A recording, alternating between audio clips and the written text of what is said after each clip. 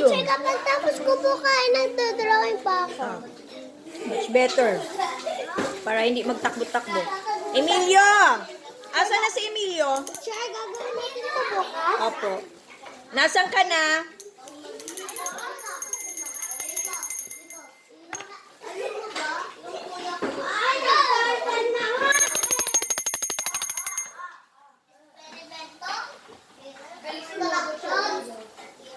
Bakit may lakad ng lakad? Maupo lang, kumain nakaupo. O, Emilio, bakit gusto mo maging sundalo? Bakit po gusto mong maging sundalo? Kasi po, ang galing po nila mag-dribble. Ay, yung ano po?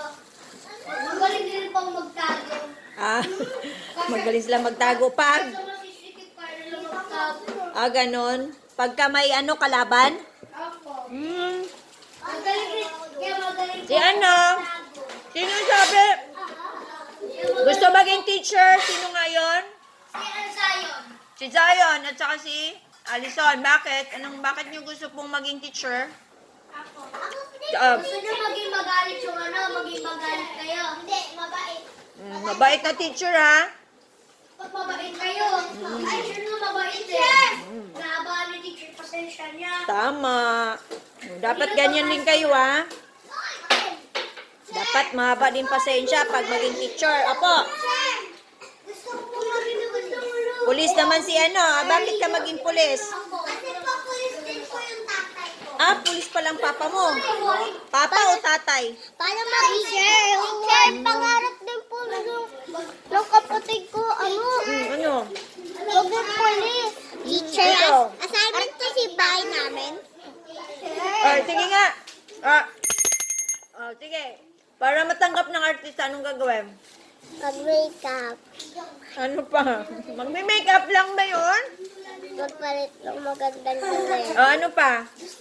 Mag-drama-drama. Sige nga, mag-drama. Mag-drama ka na. Para matanggap ka sa probinsyano, paano mag-drama? Work ko na lang po yung ice cream. Saka yung mama ko, yung work niya, ang ice cream. Ano? Opo. Ang ginagawa sa ice cream? Nagtitinda ng ice cream. Doon po sa mall. Sa mall. Gusto mo Ang yun. ganda mo. Thank you. Maganda ka din. Lahat naman tayo magaganda eh. Ganda naman teacher. Oo, thank you din po.